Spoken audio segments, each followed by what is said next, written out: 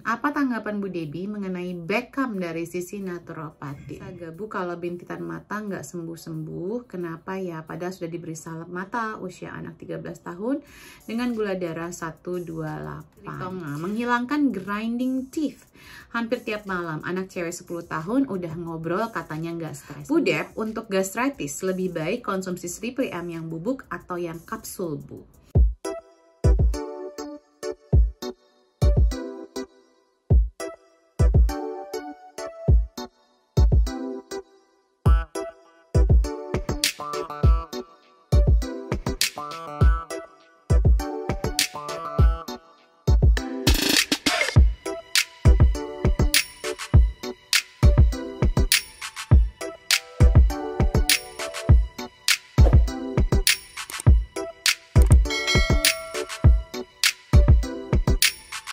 Hai, kembali lagi bersama saya Debbie Jamari, your favorite naturopathic practitioner. Kembali dalam segmen Tanya Sehat Debbie di minggu pertama bulan Januari. Minggu pertama apa akhir Desember ya? Q&A-nya akhir Desember, tentunya ini tayangkannya di awal Januari 2023. Happy New Year teman-teman, thank you buat dukungannya selama ini. Jangan lupa untuk subscribe dan di-share linknya dan disebarkan agar banyak yang mendapatkan manfaat dari jawaban saya dan juga membantu akun ini agar lebih banyak dikenal dan semakin maju. Oke, kita langsung saja. Pertanyaannya apa saja ya teman-teman? Jadi teman-teman kalau mau ikutan di kelas lagi di Q&A ini, teman-teman bisa setiap weekend tongkrongin deh Root of Life UK. Nanti ada box Q&A, teman-teman bisa bertanya, nanti saya jawabnya di sini. Oke, pertanyaan pertama dari Maya Duster. Bu Deb, untuk terapi pernafasan disarankan hindari olahan biji-bijian. Apakah tepung sorghum termasuk? Iya, sebenarnya gini loh. Yang disebut dengan olahan biji-bijian lebih ditekankan kepada yang kita sebaiknya hindari tepung-tepungan dari terigu sebenarnya. Sorghum itu pilihan yang lebih baik, tapi pada hakikatnya kalau kita pengen lebih sehat, jangan terlalu sering makan dari tepung-tepungan atau olahan dari biji-bijian. Apalagi kalau kita sifatnya tubuhnya itu lebih sensitif sama allergens ya. Jadi sebenarnya sorghum boleh dikonsumsi, tapi seberapa sering nih ibu konsumsinya? Kan ada nih yang tiap hari makan olahan tepung-tepungan. Itu juga bukan hal yang baik ya Bu. Jadi kalau makan sorghum ya udah makan sorghumnya. Jadi sorghumnya yang diolah dari sorghumnya, nggak perlu dijadikan tepung baru diolah lagi. Semoga menjawab ya Bu ya. Berikutnya dari Ibu Nola Yulianti _ Bu Deb, untuk gastritis lebih baik konsumsi Sleeply M yang bubuk atau yang kapsul Bu? Sebenarnya keduanya bagus banget. Pada intinya kapsul pun itu kan nanti akan pecah tuh kapsulnya di dalam dengan pH lambung kita. Mungkin gini, kalau misalnya dia bubuk, kita bisa langsung campurkan ke makanan kita, bisa ke sup, bubur, dan lain-lain ya. Jadi langsung masuk bersama makanan kita. Bisa menenangkan. Kalau bisa sih di awal sendok pertama ya, sendok pertama atau kedua. Tetapi mungkin di beberapa orang yang punya gastritis itu nggak nyaman karena pH lambungnya mungkin kekurangan asam atau kelebihan asamnya. Jadi mungkin kalau kapsul jadi bikin agak sedikit tidak nyaman. Jadi sebenarnya bukan lebih baik yang mana, keduanya sama saja, tetapi tergantung dari individunya. Semoga menjawab. Berikutnya dari Ibu Nabilar Nuzulia. Bu Deb, suplemen probiotik untuk anak 1 tahun dengan mild epilepsy, apa yang boleh ya? Maksudnya apa yang boleh? Suplemen probiotik tuh banyak sekali Bu. Bukan cuma 1-2 mereknya ya. Cari yang paling baik, cari yang bahan dasarnya tidak yang ada yang sensitif buat anaknya. Jadi anaknya kalau udah mild epilepsy, saya anjurkan untuk tes food sensitivity IgG ya, bisa ke Leader Indonesia. lebih murah harganya. Terus nanti dicek bahannya apa saja. Jadi kalau di Indonesia tuh banyak yang berbahan dasar susu, sementara anak yang punya epilepsi mungkin nggak aman dengan susu.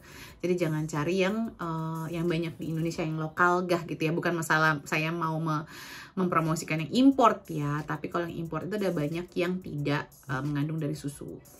Ada Life Space, itu yang mungkin di Indonesia gampang dicari kan, dari Australia. Ada banyak kok Bu, ada Now Foods, ada, jadi dosisnya sih sebenarnya kalau 1 tahun mungkin 1 sampai 5 billion masih cukup untuk anak 1 tahun. Ada Dr. Mercola, ada Love Bugs, ada Optibug. Jadi sesuaikan dengan keamanan dari si anaknya ya, allergensnya. Karena kayak Optibug itu bagus tetapi dia mengandung kentang, ya kan? Garden of Life bagus tapi dia mengandung beras. Jadi tergantung anak ibu sensitif nggak sama beras sama kentang nih. Gitu ya Bu, semoga menjawab. Ibu Ayu Silitonga, menghilangkan grinding teeth hampir tiap malam. Anak cewek 10 tahun udah ngobrol katanya nggak stres. Bu, orang dewasa aja nggak bisa ngukur stresnya sendiri, nggak tahu dirinya sendiri level stresnya berapa. Nggak bisa begitu sih Bu. Mungkin ibu bisa tambahkan magnesium citrate, udah bisa yang kapsul ya kalau 10 tahun ya. Ada prayaguna anak atau prayaguna dewasa. Kalau udah 10 tahun bisa pakai prayaguna dewasa sekalian sama mama papahnya. Dan dicek kebutuhan vitamin D-nya, levelnya bisa ke lab, nanti dikejar. Dan juga vitamin C-nya. Ada panduannya di YouTube channel saya ini. Jadi itu adalah elemen-elemen yang bisa mengurangi stres atau membantu tubuh kita untuk merespon stres secara lebih positif ya Bu ya. Jadi kalau ibu bertanya anaknya stres apa enggak, kita aja nggak tahu kadang-kadang kita stres levelnya berapa. Oke, berikutnya. Ibu Nurul _Firdausi 96. Skin brush apakah untuk seluruh tubuh? Apakah perlu bagian dada juga perlu Bunda? Justru bagian dada itu penting sekali. Buat kita juga bisa menghindari yang namanya kanker payudara, tumor payudara. Karena sebagai di bagian dada ini tuh banyak sekali kelenjar, titik-titik kelenjar getah bening ya teman-teman. Jadi jangan sampai ada yang tersumbat-sumbat. Rajin skin brush, sumbatan pun menghilang. Berikutnya dari Atta Hardianti, Budep, bayi 1 tahun, BAB-nya sering ada sisa makanan. Apa perlu dikasih enzim pencernaan? Perlu Bu, perlu sekali, dan mungkin juga diajarkan protokol makan ala naturopati ya, MPASI-nya ya. Jadi mengenal makanannya dulu, biar anaknya pintar membuat enzimnya. Dan kalau sudah pernah ada riwayat antibiotik, dikasih probiotik ya. Berikutnya dari Ibu K _Ken. Apa tanggapan Bu Debbie mengenai Beckham dari sisi naturopati? Bagus-bagus aja kalau memang dilakukan oleh praktisi kesehatan yang mumpuni ya. Dan ada, kalau bisa sih ada asuransinya. Jadi kalau ada apa-apa kita tercover. Yang kedua, jangan lupa untuk walaupun udah Beckham, hidrasi. Sama kayak kita lagi pijet ya. Habis pijet itu wajib banget untuk air putihnya yang banyak. Karena kita membuka jalur detoksifikasi. Kita bantu tubuh kita dengan hidrasi. Ya, oke kok Bu, secara reguler bisa dilakukan Beckham. Tapi jangan terlalu sering.